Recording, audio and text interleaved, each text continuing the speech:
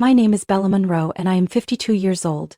If anyone had ever asked me how I imagined the day my daughter graduated from college, I can guarantee I never pictured what happened today. In the cozy private room of an upscale French restaurant in downtown Savannah, the clinking of glassware and bursts of laughter filled the air. Friends and family, around 50 people, had gathered to celebrate Sophia, my only child. The girl with the bright eyes and the smile that made me prouder than anything else in the world. I sat next to Sophia, my heart full of joy, until Chase, my husband of 26 years, stood up. He raised his champagne glass as if about to give a short toast to our daughter. Everyone fell silent, all eyes on him. But instead of words of congratulations, I heard, "I've decided to start a new life without Bella." The room froze instantly. Silverware clattered to a stop. A few stunned whispers broke the silence. I heard someone gasp behind me, and me? I just sat there, blinking once. All eyes were on me, waiting for an explosion. Yelling, tears, maybe even a dramatic slap like in the movies. Chase remained standing, his glass trembling slightly in his hand, daring me to react. But I didn't give him the satisfaction. I smiled. A calm, composed smile that made Chase step back half an inch. I gently placed my napkin on the table, stood up, and pulled a cream-colored envelope from my purse. I set it in front of him as casually as if it were the check for dinner. "This is a gift for you," I said, my voice steady and clear enough for everyone to hear. Sophia turned to look at me, her wide eyes brimming with tears. She was still wearing her graduation cap, the pale blue dress we had carefully picked out together just last week, now looking out of place amid the heavy atmosphere. I leaned down, kissed her forehead, and whispered, "I'm proud of you. Today is your day. Don't let anyone steal it." And I straightened up and looked around the room. Familiar faces.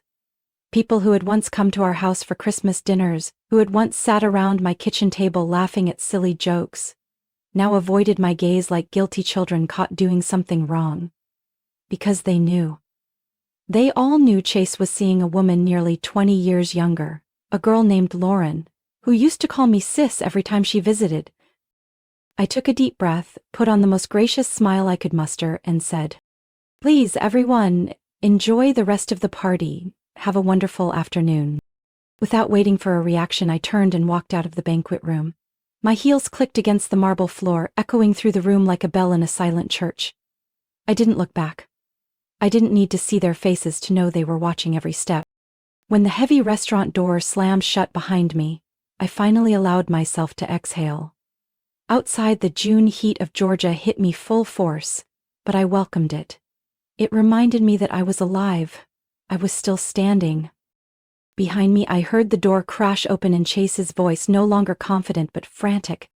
"Vilmela, what are you doing? Are you crazy?" I walked slowly down the stone steps, a cold smile spreading across my face, one Chase had never seen before. Because over the years I had played the role of the dutiful wife so well that he forgot who I really was, a woman who had once built a career from nothing before giving it up to support his dream. I didn't respond to Chase shouting. I didn't even glance back. I just tightened my grip on my purse, feeling the second envelope inside, a copy of the divorce papers, and the evidence I had so carefully gathered. I still remembered the bitterly cold winter day when everything inside me shifted. It was a January evening when I was reviewing the family's year-end bills. Chase wasn't home, again, with the usual excuse of meeting clients in Hilton Head. I opened the bank statement, planning to skim through it before dinner. But then, a small, unfamiliar charge caught my eye. A jewelry store in Atlanta. I frowned. Chase never wore jewelry, and I hadn't received a gift from him in years. A cold sense of foreboding crept into my heart. I started paying closer attention. More suspicious charges popped up: dinners at expensive restaurants, unexplained hotel bills, random flight tickets to cities Chase never mentioned. I didn't confront him. I didn't scream or accuse. Instead, I quietly noted everything. Dates, amounts, details. A week later, I stumbled across Chase's forgotten iPad on the sofa. The screen was still lit and a conversation was open. Lauren. Her name glowed at the top, along with a flood of messages promising a new life, a house by the beach, and nights spent alone together. I closed the iPad with shaking hands, but my mind was clearer than ever. If Chase thought I would go quietly, he had picked the wrong woman. That night when Chase came home, I greeted him with my usual smile, poured him a glass of wine and pretended nothing had changed, but inside I had made up my mind. The next day, I met with Charlotte Reynolds, a divorce attorney I knew from a finance seminar a few years ago. Charlotte was sharp, no-nonsense, and completely discreet. Exactly what I needed. In her sunlit office I laid everything out. The finances, the messages, Chase's behavior, and my gut feelings. Charlotte barely needed to hear half the story before she nodded. "The first thing," she said, "is to check the prenuptial agreement." Pulled out a copy from the home safe. It was a document Chase had insisted on before we married, when I had more assets than he did. I remembered the bitter taste in my mouth when I signed it, but I had never imagined that more than 2 decades later, that same paper would become my shield. Clause 14. If either party was found to have committed adultery during the marriage, the other party would retain the majority of the marital assets, including the house, retirement accounts, and investments. From that moment on, every night, after Chase left for his meetings, I spent hours going over bills, bank transactions, and emails, backing everything up to a private hard drive. I hired a private investigator, Jason, a childhood friend of my brother's, to track Chase when necessary. It didn't take long for Jason to deliver photos of Chase and Lauren holding hands at a beach resort where they had checked in under fake names. I was careful, methodical, treating every move like a chess game. I didn't just want to leave Chase. I wanted him to feel powerless, to taste the betrayal he had so casually inflicted on me over the past year. I gathered enough evidence over 3 months. During that time, Chase kept playing the perfect family man. Dinners with Sophia, sweet talks about retirement dreams. He had no idea that every lie, every glance away, only steeled my resolve. To make sure everything was airtight, Charlotte advised me to wait until after Sophia's graduation. On one hand, I didn't want to ruin my daughter's big day. On the other, I knew Chase would pick that moment to make his move because he cared more about appearances than reality. I prepared the cream-colored envelope filled with Charlotte's carefully drafted documents, the divorce petition, evidence of infidelity, and a detailed list of assets to be divided according to the prenup. I tucked it into my purse this morning. I was ready.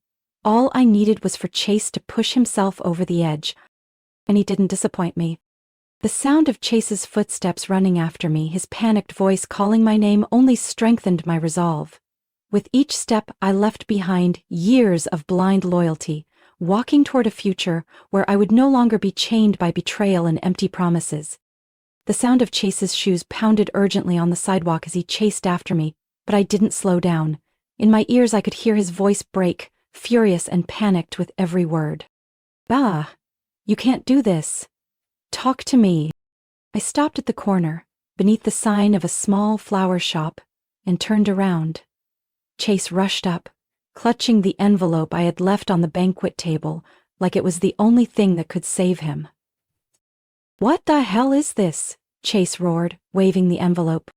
I kept my gaze steady, unblinking. "Just giving you what you worked so hard for all this time," I said lightly. He tore the envelope open on the spot, yanking out the stack of papers inside. His face flushed red, then turned pale in a matter of seconds. I could see his hands tremble as he read the first lines. "Evidence of infidelity, how did you get all this?" he whispered, his voice cracking. I crossed my arms and answered simply, "Sometimes, all it takes is one person being careless and the other being patient." Chase jerked his head up, panic flashing in his eyes. You can't use this against me. The prenup expired a long time ago." I smiled, unable to hide the trace of irony. "You should have read it more carefully before you signed. Clause 14 states clearly, it remains valid throughout the marriage. You insisted on it back then, worried about your assets. Now, ironically, it protects me." Chase looked at the file again, crumpling a corner of the paper in his fist as if that could change reality. I didn't look away from his face, watching the familiar smugness shatter piece by piece. "But will I lose?" he asked, almost choking. I tilted my head as if considering the answer, even though I knew every detail by heart. "The house in Savannah, your share of our retirement accounts, and nearly 70% of our joint investments. As for that personal account you thought you hid, I've already had it frozen." Chase stumbled back a step as if he had been struck. "No way," he stammered. "Lauren and we had a plan. The new house, the new life." I cut him off, my voice calm but sharp as steel. "Your new life, Chase, will start from a rented apartment and a frozen bank account." The early summer breeze carried the faint scent of flowers from the shop next door. Amid that peaceful backdrop, Chase looked utterly lost, like a man who realized he had lost everything in a single moment. His clutched the stack of papers tighter, his eyes red. "You're destroying me, Bella," he rasped. "No," I replied, my gaze unwavering. "You've been doing that to yourself for a long time. I'm just letting you deal with the consequences." A taxi pulled up. I raised my hand and flagged it down, not sparing another second for the man frozen like a statue before me. As the car door swung open, I turned back one last time. "Chase," I said, my voice low and final, "I once loved you with my whole life, but you threw it all away for a fleeting fantasy. From now on, you're on your own." I stepped into the taxi and closed the door. As the car pulled away, through the window, I saw Chase standing there alone, holding the crumpled envelope, wearing the bewildered look of a man who had just lost his entire world. Inside me there was no anger, no pain.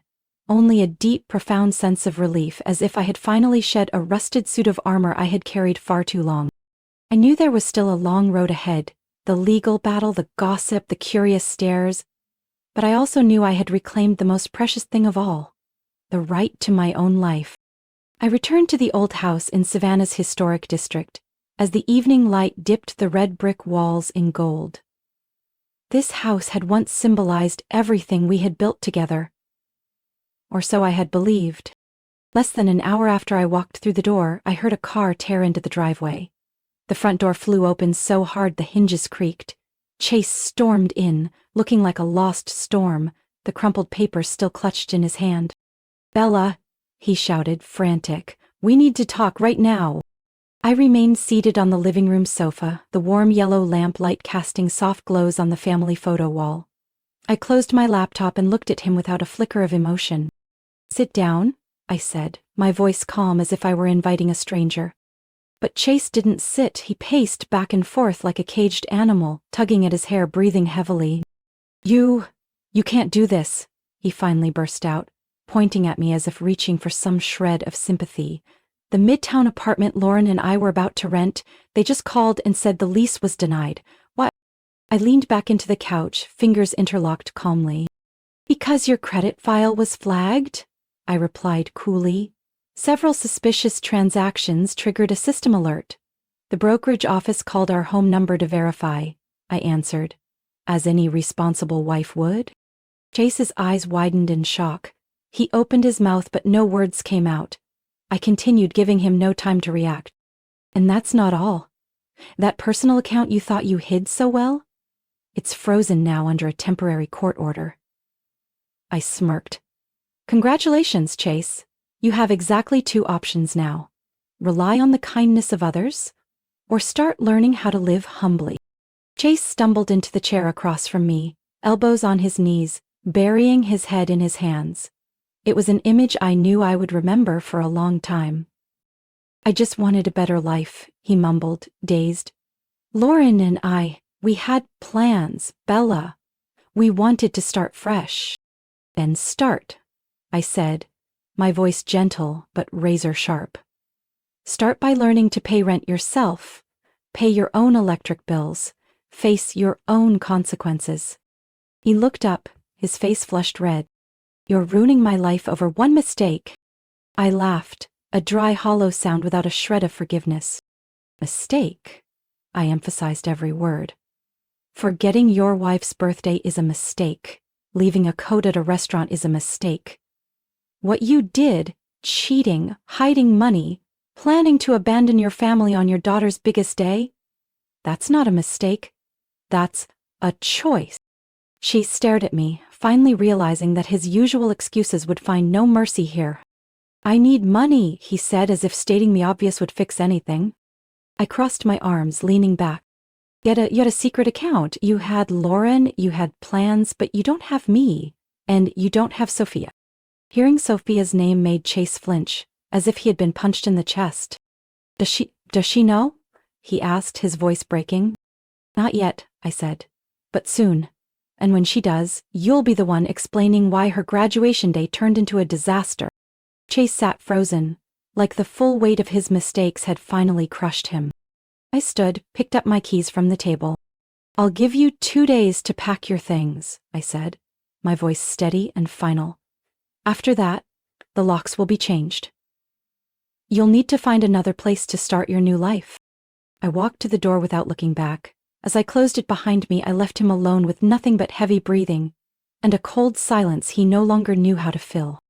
I drove straight to Deanna's house, Chase's sister, the only one in his family who had stayed loyal to me. Her small house with pale blue shingles sat quietly under giant oak trees, just outside downtown. When I arrived, she was already waiting on the porch, her face tight with worry. Are you okay? Diana asked as soon as I stepped out of the car. Better than you think, I said with a strained smile. Diana hugged me tightly, without needing to ask anything more. In that moment, I knew I had found the right place to regroup. Sophia would join me here later that night, after celebrating with her friends. I had texted her, assuring her that everything would be okay, that she just needed to trust me. We were sitting in the living room sipping mint tea when the doorbell rang urgently, shattering the calm. Diana gave me a sharp look, then set her cup down and went to answer it. Heavy footsteps echoed across the hardwood floor. Chase and Lauren stepped inside. 2 storms moving in opposite directions. Chase looked wrecked, hollow-eyed, while Lauren, her blonde hair curled neatly, expensive dress clinging awkwardly, barely dared to lift her head. I stayed seated, waiting.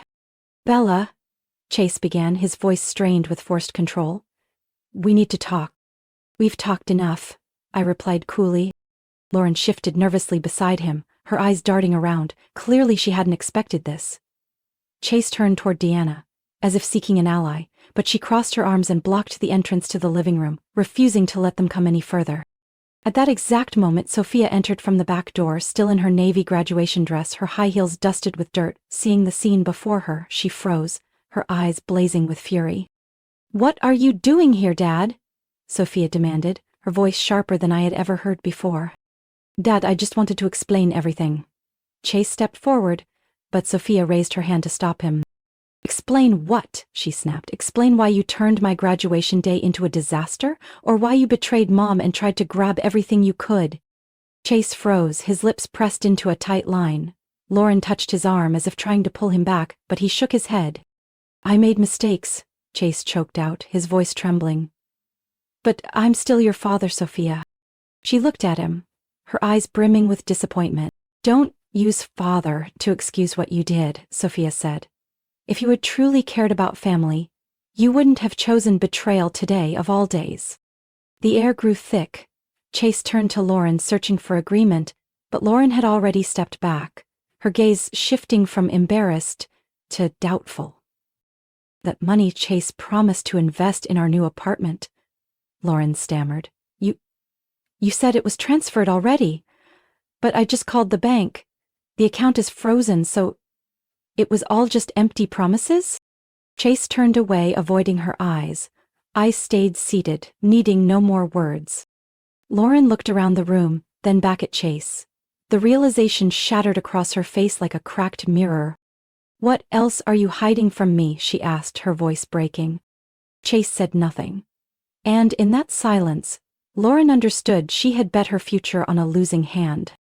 I was such a fool, Lauren whispered, her voice trembling, before turning and rushing out the door without waiting for Chase to say another word. The door slammed shut, echoing through the house. Sophia watched Lauren leave, then turned back to Chase, her expression full of both sorrow and disappointment. I don't know if I'll ever be able to forgive you, she said, her voice low and tired. But right now, I just want you to leave. Chase opened his mouth to say something but then just nodded. He walked slowly toward the door, his shoulders heavy like a man who had lost everything he once took for granted. When the door closed again, Diana placed a hand on my shoulder, giving it a gentle squeeze.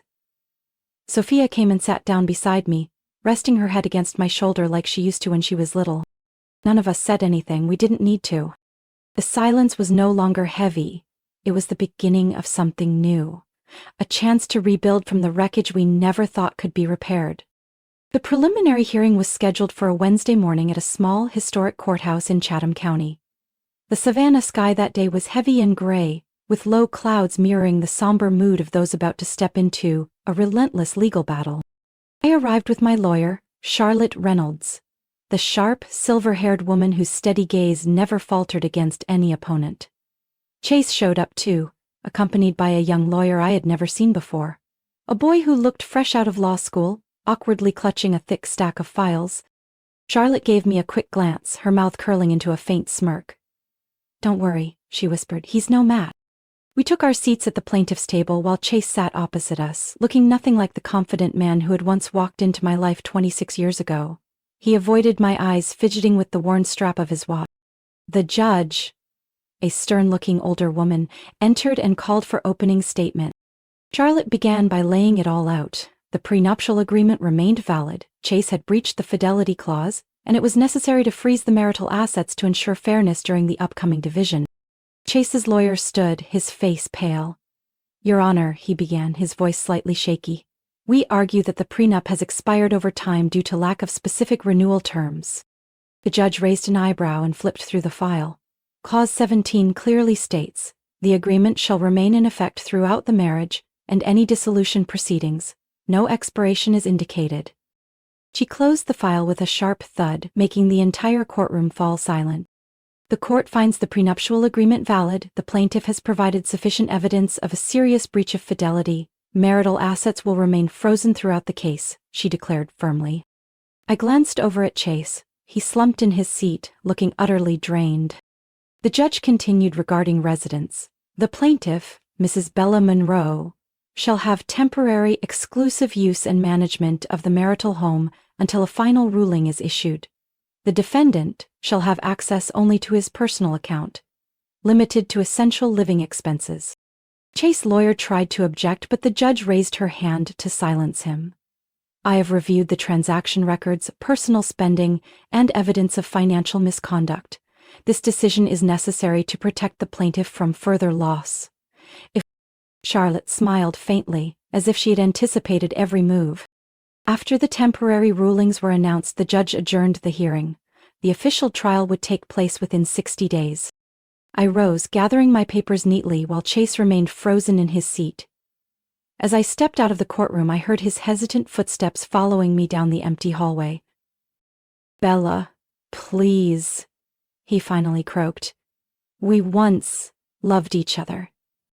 I turned, meeting the eyes that had once convinced me nothing could ever tear us apart. Now they were filled only with regret. "I loved you, Chase, but I love myself, too. And that love doesn't allow me to forgive betrayal," I said, my voice calm, free of anger or bitterness. Chase stared at me, his mouth moving as if searching for words, but none came. He simply lowered his head, his shoulders sagging under the weight of his own poor choices. I turned away, walking down the hall with a strange sense of peace. Outside, a soft rain fell onto the cobblestone streets, as if washing away the remnants of a life I no longer belonged to. News of our divorce spread through our social circle like wildfire. Within weeks, whispered gossip at gatherings turned into undeniable truth. Chase Monroe, once so proud of his success, had become a hollow shadow of himself. Not long after the hearing, I heard Lauren had left Chase. She packed her things and moved out of the temporary apartment Chase had struggled to maintain under the financial strain. A mutual friend later told me that one night at a bar, Lauren had muttered, "I didn't sign up to love a broke man." The small company Chase had boasted he would build into an empire quickly crumbled. With no financial skills and no one left to back him, bad investments drained what little he had left.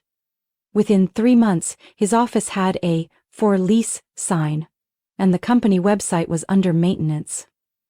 Friends who once toasted with him at every event disappeared. No more golf outings, no more charity galas. Some acquaintances cautiously reached out to me, but I politely declined. I didn't need them. And they had never really needed me. While Chase floundered in the wreckage of his own making, I quietly rebuilt my life, starting from the smallest things. I enrolled in a short financial counseling course for women at a local university, brushing up on my skills and regaining my professional rhythm. I rented a small office in a historic downtown Savannah building, its large windows overlooking a sunlit park. On the window I placed a simple sign, Bella Monroe Financial Transitions. I chose that name because I knew exactly what I wanted, to help women navigate major life changes, divorce, widowhood, job loss, career shifts. I had once wished someone had held my hand through my darkest days. Now I wanted to be that person for others. My first client was a middle-aged woman who had just lost her husband after 30 years of marriage. She sat across from me, clutching a tissue, her voice trembling, as she admitted her fear of losing financial control. "I don't even know where to start," she whispered. I smiled gently, placing my hand on the file in front of me. "We'll start right where you are," I said, "one step at a time, and you won't have to walk it alone." Words spread quickly. One client led to another. Divorce attorneys, therapists, even people who had only known me through gossip began referring clients my way. Within 6 months I hired an assistant, then a partner. One day, while sorting through paperwork in my office, I stumbled upon an old photo. Me, Chase, and Sophia, standing in front of our house during our first summer there.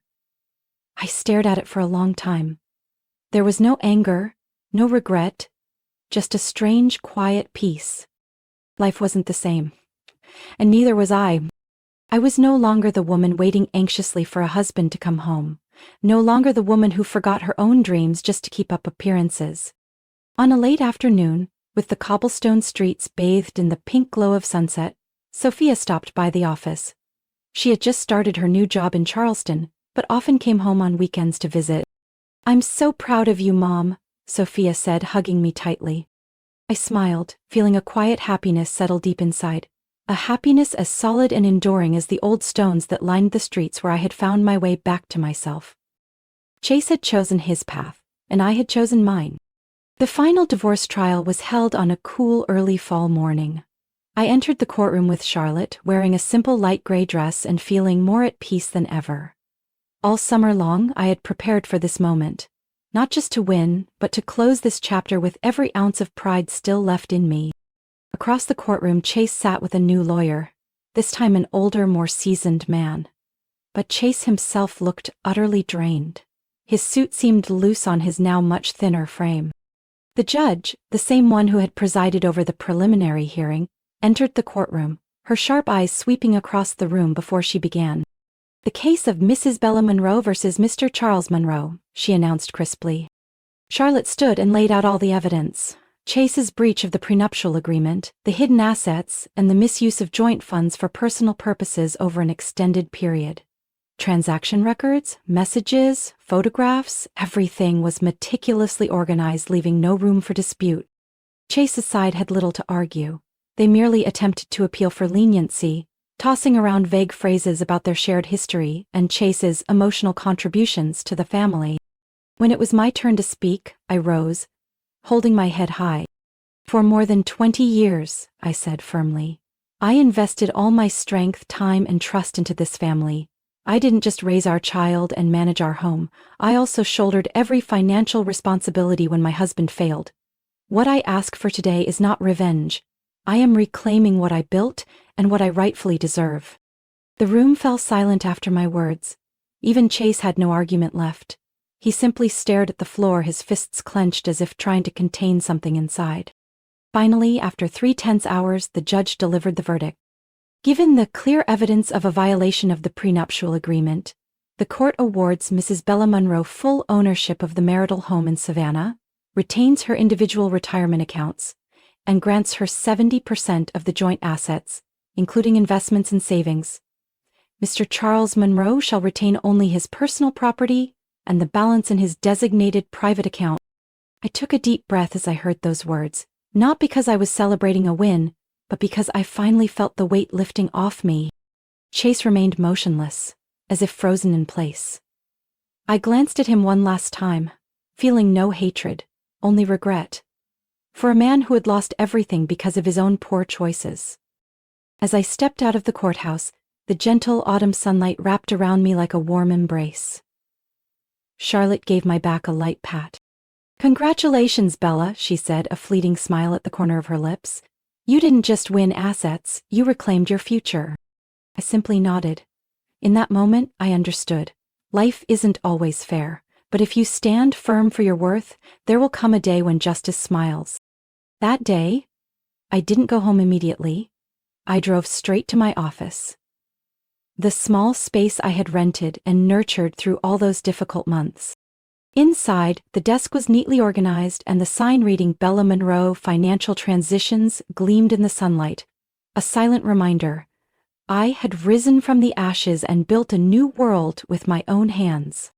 Chase lost almost everything in the divorce, but the greatest loss wasn't money or property. It was the trust, the respect from family and friends, and above all, from his own daughter. As for me, I didn't just reclaim my life, I rediscovered myself. Stronger, freer, and no longer defined by anyone else. I looked out through the large window, watching the autumn leaves swirl in the breeze like a graceful dance. An old chapter had finally closed. About a month after the final hearing, one late afternoon while I was wrapping up paperwork at the office, the phone rang. The caller ID made me pause for a moment. Chase. I let it ring a few more times before picking up. Ella. His voice was raspy and worn. I know you probably don't want to hear from me, but please, give me just a minute. I leaned back in my chair, feeling strangely empty inside. Go ahead, I said curtly. Well, still there. There was a long pause as if he was searching for the right words. I ruined everything, he finally said, his voice heavy. I lost you. Lost our daughter. Lost my own self-respect. I have nothing left but regret. I closed my eyes for a moment. A part of me had longed to hear this apology, but now, hearing it, I felt only relief. No more pain, no more anger, just a sense of closure.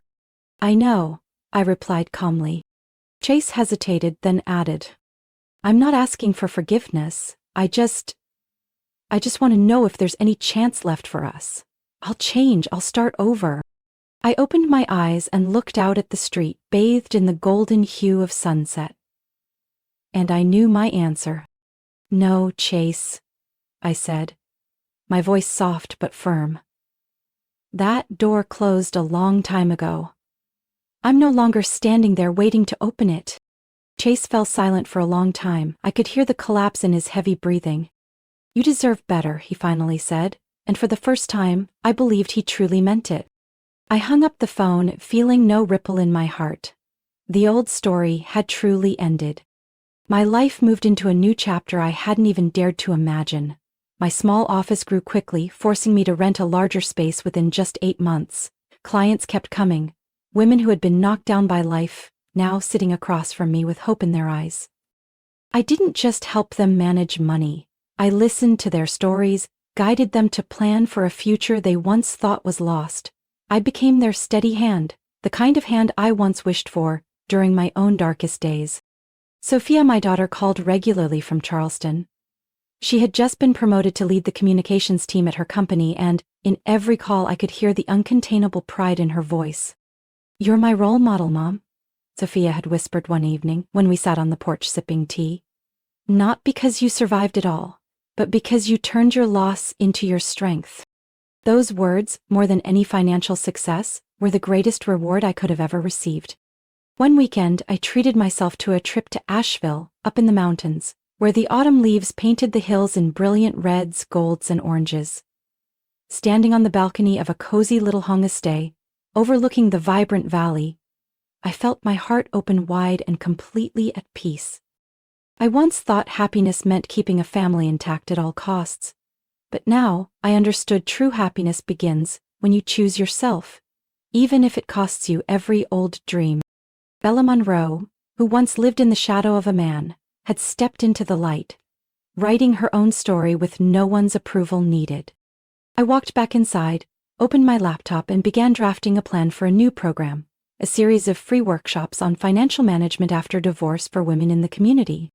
Because I knew there were women out there who needed a hand, a voice telling them you are stronger than you think. And this time, I would be that voice.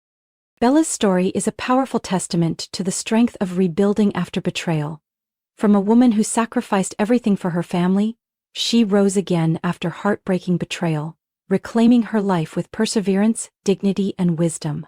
She shows us that loss is not the end, but the beginning of a freer, happier journey. What do you think about Bella's powerful journey? Would you choose to walk away or forgive in her situation? Share your thoughts in the comments below, and don't forget to follow the channel for more inspiring stories about family and life.